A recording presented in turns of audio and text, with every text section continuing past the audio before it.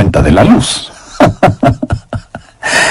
Usted no puede decir simplemente que la electricidad ha fallado, así que no debe sorprenderse cuando Dios contesta las oraciones. Deberá sorprenderse cuando no las contesta. Y nunca diga que la oración es una pérdida de tiempo. Usted puede decir, algo no está bien. ¿Por qué Dios no ha contestado mi oración? Bien, quiero compartir con usted 6 claves para la oración contestada. Y espero que las grabe en su corazón. Son sencillas, nada realmente nuevo, pero algo que necesitamos recordar en una forma más continua y metódica. Para que sus oraciones sean contestadas, primero debe orar en el nombre de Jesús. Veamos Juan 14, los versos 13 y 14. Jesús dijo, y todo lo que pidiereis al Padre en mi nombre lo haré, para que el Padre sea glorificado en el Hijo. Dios quiere glorificar a su Hijo, el Señor Jesucristo, y esa es la razón por la que debemos orar en su nombre.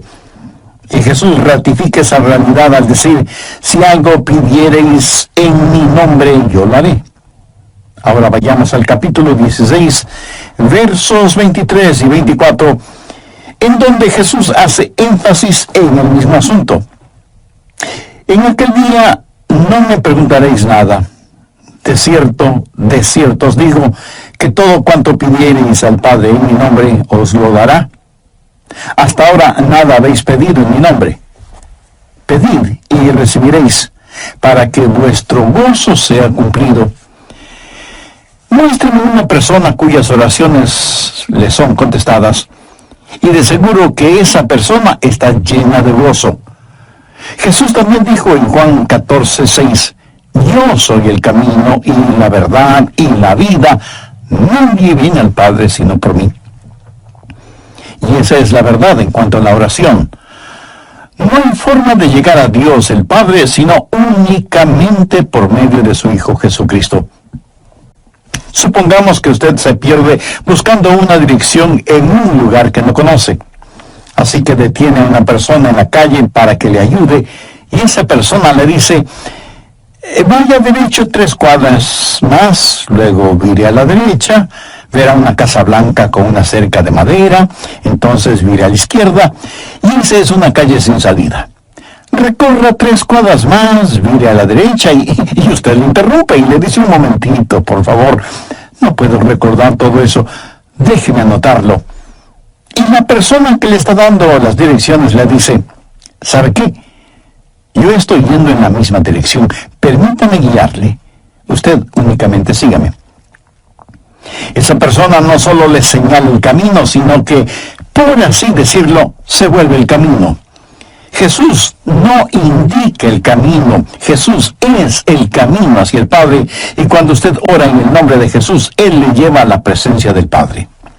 Anota Efesios 2:18. Porque por medio de Él los unos y los otros tenemos entrada por un mismo Espíritu al Padre. ¿Qué significa orar en el nombre de Jesús? Significa orar con su autoridad. Cuando usted pone su firma en un cheque y se lo da a alguien, esa persona va al banco y lo efectiviza. El banco le entrega la cantidad de dinero estipulada en el cheque, porque ese cheque lleva su nombre, lleva su firma, y con su firma usted le autoriza al banco la entrega de ese dinero. Trate de ir a cualquier banco y hacer efectivo un cheque que no tiene ninguna firma, y le aseguro que estará metiéndose en profundos problemas. Cuando pedimos en el nombre de Jesús, no estamos simplemente rociando con algún polvito mágico oraciones al decir en el nombre de Jesús, abracadabra, que lo que he pedido se haga. No es así de ninguna manera. Orar en el nombre de Jesús significa, primero, obedecer su mandato. Segundo, hacer algo aprobado por Él. Tercero, saber que eso le dará honor y gloria a Él. Y cuarto, saber que el Padre será glorificado por lo que hacemos en el nombre de Jesús. Si usted ora sin usar el nombre de Jesús legítimamente, no tiene ninguna razón para esperar que su oración sea contestada. Ahora, obviamente, el orar en el nombre de Jesús significa que usted debe ser salvo, que debe ser su discípulo y que debe estar en comunión con Él para conocer su voluntad. No solo ora en el nombre de Jesús, sino que también ora en el Espíritu. Veamos Efesios 6:18. Orando en todo tiempo, con toda oración y súplica en el Espíritu, y velando en ello con toda perseverancia y súplica por todos los santos. Así como se debe orar en el nombre de Jesús, hay que orar en el Espíritu. Casi al final del Antiguo Testamento hay un versículo muy interesante. Busque Zacarías 12:10. Dios habla de lo que hará en los últimos días, cuando los judíos como nación vengan a Jesús. Y derramaré sobre la casa de David y sobre los moradores de Jerusalén espíritu de gracia y oración, y mirarán a mí, a quien traspasaron, y llorarán como se llora por hijo unigénito, afligiéndose por él como quien se aflige por el primogénito. Hay muchas cosas maravillosas en este versículo, pero lo que más me bendice es que Dios dice que hay un Espíritu, el Espíritu Santo, que es el Espíritu de gracia y de oración. ¿Tiene usted dificultades al orar? ¿Sabe por qué? Porque no está lleno del Espíritu. Porque cuando lo esté, la alabanza y la oración fluirán de su Espíritu. Usted estará constantemente alabando a Dios y constantemente suplicando en oración.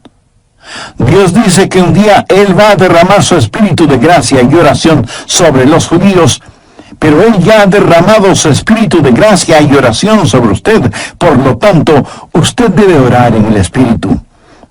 En la pequeña epístola de Judas, el verso 20, dice: pero vosotros, amados, edificando sobre vuestra santísima fe, orando en el Espíritu Santo.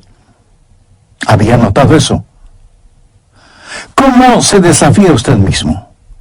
Orando en el Espíritu Santo. ¿Por qué es tan importante orar en el Espíritu? Bien, sabemos que cuando oramos en el nombre de Jesús, oramos con autoridad. Pero cuando oramos en el Espíritu, oramos con fortaleza para que Él nos ayude. Déjeme, le muestro algo en Romanos 8:26. Y de igual manera, el Espíritu nos ayuda en nuestra debilidad, pues que hemos de pedir como conviene, no lo sabemos. Pero el Espíritu mismo intercede por nosotros con gemidos indecibles. Mi amigo, esto significa que cuando usted ora, no lo puede hacer sin el Espíritu, y Él no lo hará sin usted. Es el Espíritu el que ora. Y Él hace por usted lo que usted no puede hacer por usted mismo. El Santo Espíritu de Dios inspira, guía, pone energía y sostiene nuestras oraciones. Nuestro espíritu humano es débil, y aunque el Espíritu esté dispuesto, nuestra carne es débil. Por lo tanto, el Espíritu Santo nos ayuda en nuestra debilidad. No hay ninguno de nosotros que alguna vez no haya dicho: fallé en mi vida de oración. Ojalá pudiera orar más. ¿Por qué no puedo hacerlo? Le diré por qué no oramos más. Francamente, porque somos débiles.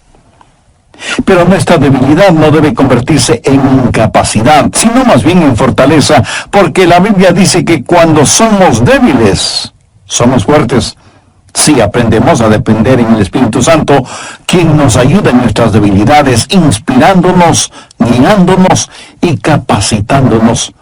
Más aún, Él nos ayuda en nuestra ignorancia. Pues ¿qué hemos de pedir como conviene? No lo sabemos. ¿Alguna vez ha pensado en eso? Estuve una vez en una conferencia bíblica en Dallas. Al finalizar la conferencia, 2 jóvenes estudiantes se me acercaron y uno de ellos me preguntó: pastor, ¿usted ora? Le respondí que sí. Entonces me dio una pequeña tarjeta diciéndome: aquí están nuestros nombres. Somos estudiantes en el seminario, por favor, ore por nosotros. Yo les agradecí y puse esa tarjetita en mi Biblia.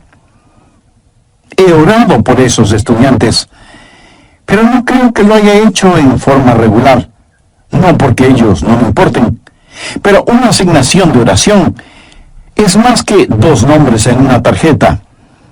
Si tuviera que orar por todos quienes me piden que ore por ellos, las 24 horas del día serían suficientes, se lo aseguro. Esa es la verdad. Si usted trata de orar por todos y por todo, su oración, en vez de ser un caudaloso río, se convertirá en un estancado pantano. La oración, para que sea poderosa, tiene que ser canalizada. Cuando alguien me dice que está orando por mí, me siento increíblemente bendecido. Y hay hermanos que me dicen que oran por mí diariamente, y doy gracias a Dios que muchos oran por mí. Pero me entristece la realidad de que hay millones de seres humanos por los cuales nadie ora. Ahora escúcheme. Yo no deseo estar en la lista de oración de alguien, a menos que el Espíritu Santo haya puesto primero mi nombre en el corazón de la persona que dice que ora por mí. Y cuando usted está orando por otras personas en forma individual, muchas veces no sabrá cómo orar por ellos. Por ejemplo, su tía Rosita está enferma, y usted ora: Señor, restaura la salud de tía Rosita. ¿Cómo sabe que Dios no está preparando a tía Rosita para llevársela al cielo? Y usted ora para que tía Rosita todavía se quede en la tierra, mientras que, de acuerdo a Juan 17:24, Jesús ora y dice: Padre, aquellos que me has dado, quiero que estén donde yo estoy. ¿Dónde está Jesús? En el cielo. ¿Dónde está la tía Rosita? Todavía en la tierra. En las reuniones de oración, más se ora para que la gente sea sanada que lo que se ora para que la gente sea salvada. Parece que estamos más interesados en mantener a los salvos fuera del cielo que a los perdidos fuera del infierno. No sabemos orar como debemos orar. Cuando Saulo perseguía a los seguidores de Cristo, antes de que fuera el apóstol Pablo, me pregunto qué oraba la iglesia en relación con Saulo. Si yo hubiera vivido en esa época, seguro que hubiera orado: Señor, mira cómo este Saulo nos persigue. Elimínalo, evapóralo, Señor, haz algo con él. Y ciertamente, Dios hizo algo con él, pero no precisamente como se lo pedimos. Dios lo transformó en el poderoso apóstol Pablo. A veces no sabemos ni lo que pedimos. Por eso el Espíritu Santo, que intercede por nosotros, dice: Señor, esto es lo que Adrián está pidiendo, pero esto es lo que en realidad necesita. El Santo Espíritu de Dios nos ayuda en nuestras debilidades cuando nosotros no sabemos cómo orar, por qué orar, o cuando no tenemos la fortaleza, ni la energía, ni el deseo de orar. E intercede con nosotros, como la Biblia lo dice en Romanos 6:26, pero el Espíritu mismo intercede por nosotros con gemidos indecibles. Ni usted ni yo, nadie puede orar como el Espíritu Santo puede hacerlo. Y la expresión gemidos indecibles era utilizada para describir los dolores de una mujer dando a luz. Eso, mi amigo, es orar en el Espíritu. Intercede por nosotros con gemidos indecibles, porque muchas veces nosotros no sabemos qué pedir. Algunos años atrás, yo viví la experiencia de un profundo dolor emocional y espiritual a tal grado que no podía ni siquiera articular una sencilla oración. Lo único que podía hacer era quejarme. Pero el Santo Espíritu de Dios escuchó mi oración y Él llevó mi dolor, mi súplica, hasta el trono de la gracia y la misericordia de Dios. Entonces usted ora primero en el nombre de Jesús, segundo en el Espíritu Santo. Para orar en el nombre de Jesús, usted tiene que ser salvo. Y para orar en el Espíritu, usted tiene que ser lleno del Espíritu Santo de Dios. Tercero, usted debe orar en obediencia a Dios. Es una malvada necedad el esperar que Dios escuche sus oraciones cuando usted no está viviendo en obediencia a Él. Lo triste es que hay personas que tienen la idea de que Dios les bendecirá, aún en su desobediencia. Razone esto un instante. Si usted está viviendo una vida de desobediencia, y aún así Dios contesta sus oraciones, ¿qué es lo que Dios está haciendo? Está animando y recompensando su pecado. Pero escúcheme, Dios le ama demasiado como para hacer eso. Veamos el Salmo 66. Quiero mostrarle algo. Salmo 66, verso 18. Este es un versículo que debería estar subrayado en su Biblia. Si en mi corazón hubiese yo mirado la iniquidad, el Señor no me habría escuchado. Ahí lo tiene, en blanco y negro y bien impreso. Y usted no tiene que ser un científico aeroespacial para entender eso, ¿verdad? Muchos hablan de las grandes promesas en la oración. Bien, esta es una promesa. Si en mi corazón hubiese yo mirado la iniquidad, el Señor no me habría escuchado. Ahora, note que no dice, si hubiera pecado, Dios no me escucharía. Dios no le escuchará a usted. Dios no me escuchará a mí. Dios no escuchará a nadie que tenga iniquidad en su corazón. Iniquidad significa el hacer trato con el pecado, sentirse en paz haciendo el pecado. Y si yo tengo cualquier iniquidad en mi corazón, Dios no me escuchará. Ora usted a Dios. Si tiene algún pecado en su corazón, ¿cómo puede esperar que Dios le escuche? Para que Dios le escuche, usted tiene que arrepentirse de sus pecados y tener a Jesús como su Salvador y Señor. Si antes no ha hecho esta decisión, le invito a que lo haga ahora mismo. Ore y diga, querido Dios, sé que soy pecador y que mi pecado merece tu justo juicio, pero me acerco a ti en busca de gracia y de misericordia, y suplicarte en los méritos de tu Hijo, el Señor Jesucristo, me perdones. Señor Jesús, tú diste tu misma vida en la cruz para darme vida eterna, y prometiste salvarme si confío en ti. Desde este mismo momento confío absolutamente en ti. Ven a mi corazón, sé mi Salvador y mi Señor. Toma el control de mi vida y hazme la clase de persona que tú quieres que sea. Gracias por perdonarme, limpiarme, sanarme y salvarme. Y ayúdame a cumplir siempre los designios de tu voluntad. Lo pido en tu santo nombre. Amén. Amiga, amigo, mi amigo, hay una buena palabra griega para describir lo que usted está diciendo. Tontería. Escúcheme, Dios no se impresiona con sus oraciones, pero sí se impresiona con su necedad. Veamos lo que dice Isaías 1:13. No me traigáis más vana ofrenda. ¿Sabe usted lo que es una vana ofrenda? Es solo una oración vacía.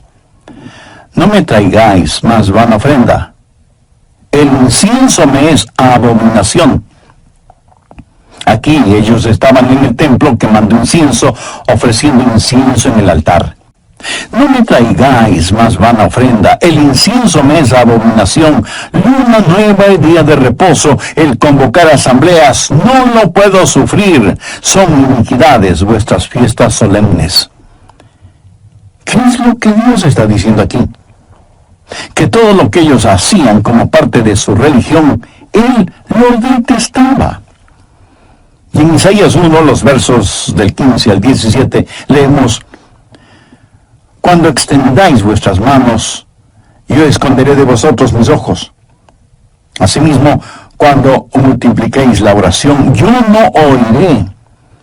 Llenan están de sangre vuestras manos, lavaos y limpiaos, quitad la iniquidad de vuestras obras de delante de mis ojos, dejad de hacer lo malo, aprended a hacer el bien, buscad el juicio, restituid al agraviado, haced justicia al huérfano, amparad a la viuda. Veamos ahora Isaías 59:1. He aquí que no se ha cortado la mano de Jehová para salvar, ni se ha agravado su oído para oír. Dios no se ha vuelto manco ni sordo, pero vuestras iniquidades han hecho división entre vosotros y vuestro Dios, y vuestros pecados han hecho ocultar de vosotros su rostro para no oír. ¿Han oído alguna vez algo del libro de Esdras? Vayamos al capítulo 9, verso 6. Esdras está orando y dice: Dios mío, confuso y avergonzado estoy para levantar, oh Dios mío, mi rostro a ti, porque nuestras iniquidades se han multiplicado sobre nuestra cabeza y nuestros delitos han crecido hasta el cielo. Mi amigo, debemos orar en obediencia. Para resumir un poco todo esto, vamos a la primera epístola de Juan. No el Evangelio de Juan, sino la primera epístola de Juan, capítulo 3, verso 22. Y cualquier cosa que pidiéramos, la recibiremos de Él, porque guardamos sus mandamientos y hacemos las cosas que son agradables delante de Él. Los rebeldes jamás verán sus oraciones contestadas. Déjenme retroceder un poco las páginas de la historia.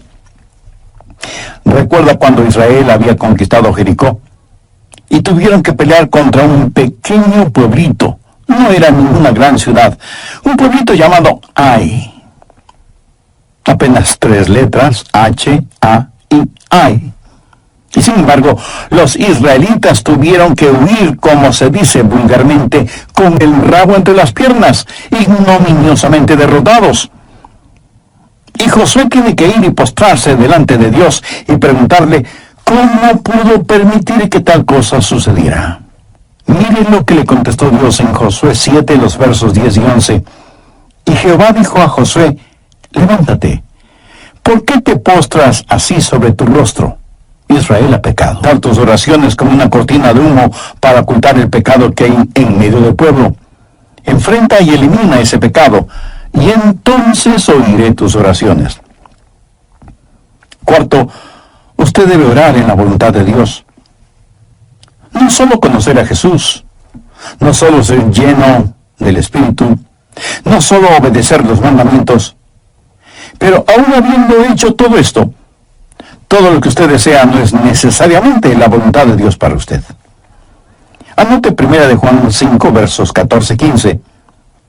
Y esta es la confianza que tenemos en Él, que si pedimos alguna cosa conforme a su voluntad, Él nos oye. Y si sabemos que Él nos oye en cualquier cosa que pidamos, sabemos que tenemos las peticiones que le hayamos hecho. Orar en la voluntad de Dios.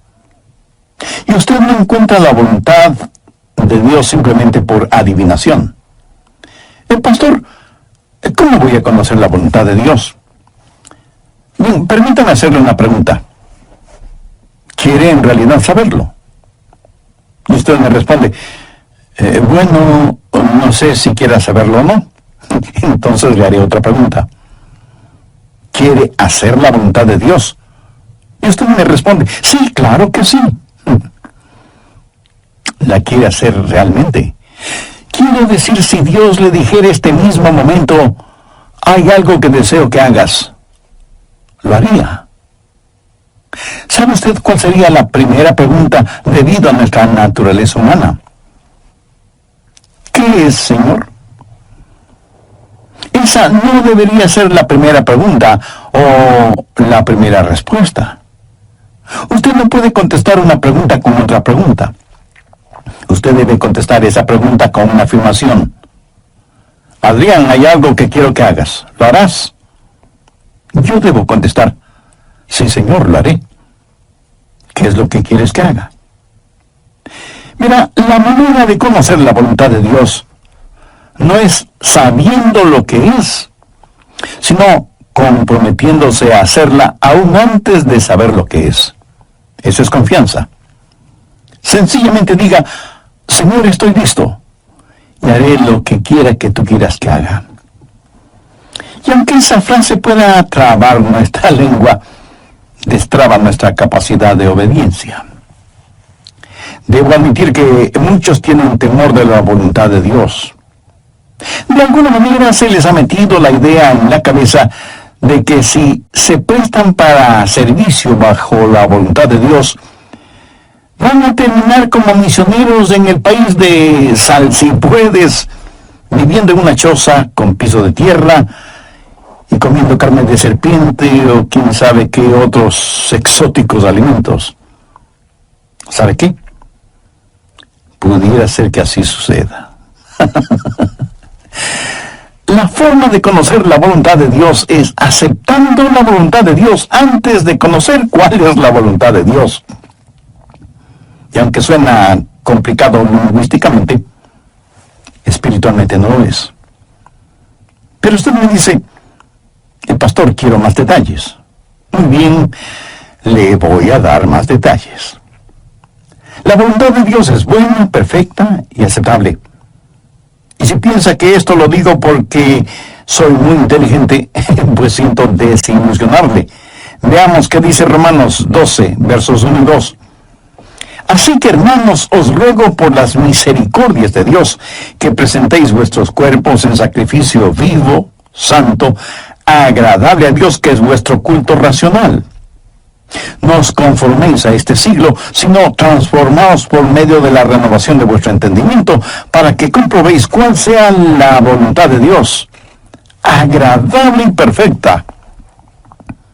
Usted no necesita saber nada más que esto. La voluntad de Dios es buena, agradable y perfecta.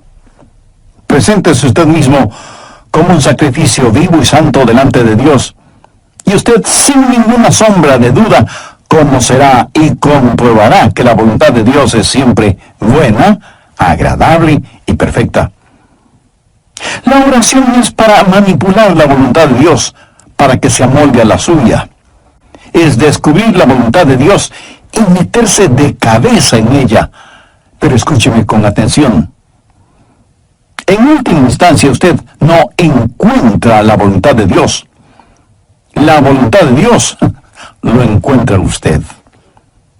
Cuando su corazón está bien con Dios, usted presenta su cuerpo como un sacrificio vivo y rehúsa el ser amoldado por el sistema y los valores del mundo, para más bien ser transformado, renovado en su mente y empezar a pensar los pensamientos de Cristo y, por lo tanto, tener la capacidad de orar en la voluntad de Dios. Quinto, orar en comunión con los creyentes. Por favor, busque el Evangelio de Marcos, capítulo 11, los versos 25 y 26. Y cuando estéis orando, perdonad si tenéis algo contra alguno, para que también vuestro Padre que está en los cielos os perdone a vosotros vuestras ofensas. Porque si vosotros no perdonáis, tampoco vuestro Padre que está en los cielos os perdonará vuestras ofensas. Mi amigo, no se olvide que un pecado no perdonado es la más formidable barrera contra la oración. Tantas personas se preguntan por qué sus oraciones no son contestadas cuando están guardando tremendos resentimientos en su corazón. Le pregunto, ¿ese resentimiento, ese enojo, vale la pena tenerlo? Lo que es peor, ¿vale la pena ir acumulándolo, guardándolo, hasta que por fin estalla, hiriendo no solo a quienes motivaron ese enojo, sino a usted mismo? La satisfacción carnal de guardar un resentimiento contra alguien no vale de ninguna manera la pena, porque impide que nuestras oraciones sean contestadas. Escuché de una pequeña niña que una noche, por haberse portado mal, su mamá le mandó temprano a la cama. Pero antes de acostarse, la niña debía orar. Ella así lo hizo. Oró por su hermana y su hermano, oró por su papá y su abuelita, oró por sus amigas en la escuela, oró por su profesora, oró por su perro y por su gato, y finalizó con un alegre amén. Luego, mirando a su madre, le dijo: como habrás notado, mamá, tú no estuviste en mi oración. Me imagino que esa oración no habrá salido de ese cuarto, menos habrá llegado al cielo. Pero hay una profunda lección en esto. Sería una temeraria necedad si alguien, teniendo un espíritu no perdonador, pretende que sus oraciones sean contestadas. Y esto es verdad de manera especial entre marido y mujer. En 1 de Pedro 3:7 leemos: vosotros maridos igualmente, vivid con ella sabiamente, dando honor a la mujer como a vaso más frágil y como a coherederas de la gracia de la vida. ¿Para qué? Para que vuestras oraciones no tengan estorbo. Muchos esposos y esposas, aun siendo creyentes, viven como perros y gatos, son como palo y piedra, y aún así se preguntan por qué sus oraciones no son contestadas. Ore creyendo, y todo vendrá. Ore dudando, y nada tendrá. ¿Alguna vez has dicho: Dios, yo creo, cuando en realidad no creía? Muchos piensan que el decir que creen les era contado como si en verdad creyeran. Estaban mintiendo, ellos lo sabían, y Dios también lo sabía.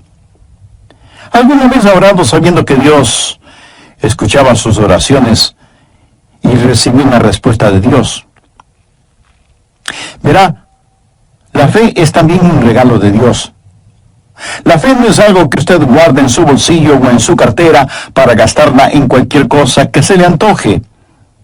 Usted no puede tener fe para nada fuera de la voluntad de Dios, porque Dios no da fe para nada que esté fuera de su voluntad. Y usted no puede tener ninguna fe a menos que Dios se la dé. Y no faltará quien pregunte: ¿por qué no tengo más fe? Si usted pone en práctica lo que he compartido en este estudio bíblico, le puedo asegurar que descubrirá que la fe está ahí.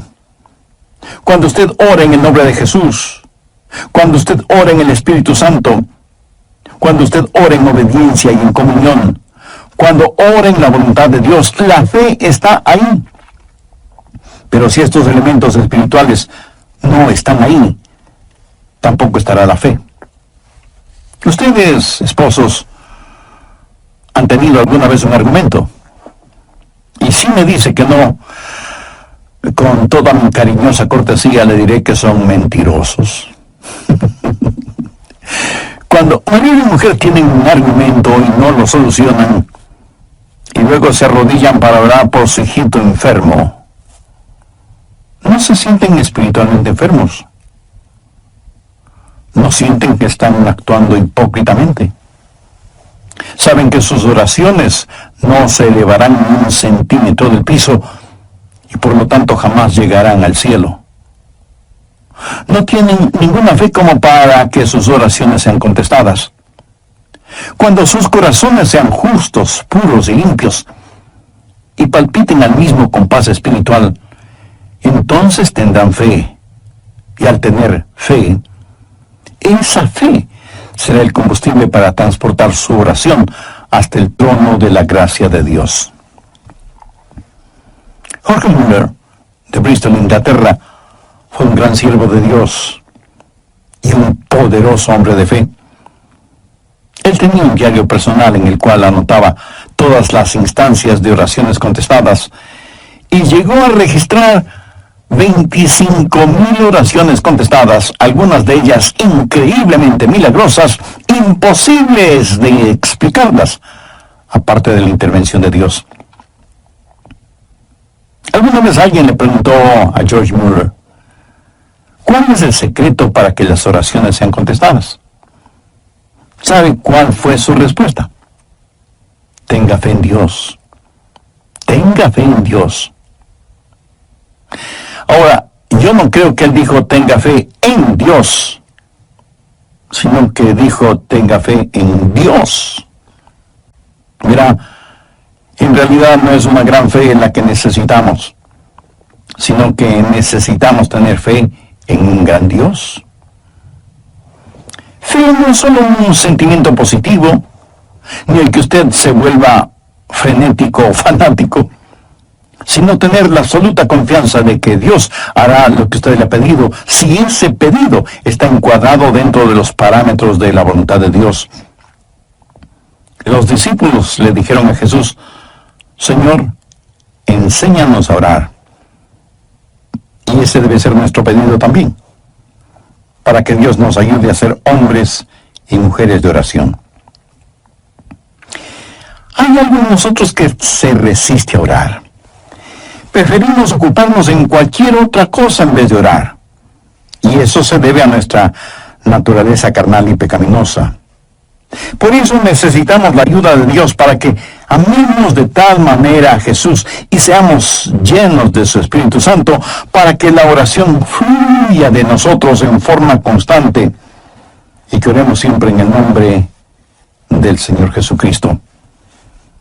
¿Han notado con qué facilidad podemos pasar horas haciendo deportes o realizando nuestros pasatiempos favoritos o simplemente mirando programas en la televisión? Pero ¿qué trabajo nos cuesta invertir unos minutos en la oración? La oración eficaz, mi estimado amigo, debe ser un acto intencional de nuestra voluntad. No debemos acercarnos al trono de la gracia en forma casual, sino en forma totalmente intencional. Seguramente entre quienes me escuchan habrá quienes, a pesar de ser religiosos, este asunto de la oración es muy secundario en sus vidas. Ahora, si usted aún no es salvo, mayor razón para que ore a Dios. Lo puede hacer este mismo momento diciendo con sus propias palabras algo como la siguiente oración: Dios eterno, reconozco que soy una persona que no me ha acercado a ti en oración, sino en raras ocasiones. Reconozco también que soy pecador, que estoy perdido y que necesito ser salvo para tener la seguridad de ir al cielo cuando me llames a tu presencia. Señor Jesús, creo que eres el Hijo de Dios y que entregaste tu vida y derramaste tu sangre en la cruz para, por medio de tu sacrificio, pagar la deuda de mis pecados, perdonarme, limpiarme y salvarme. No sé si mi fe es grande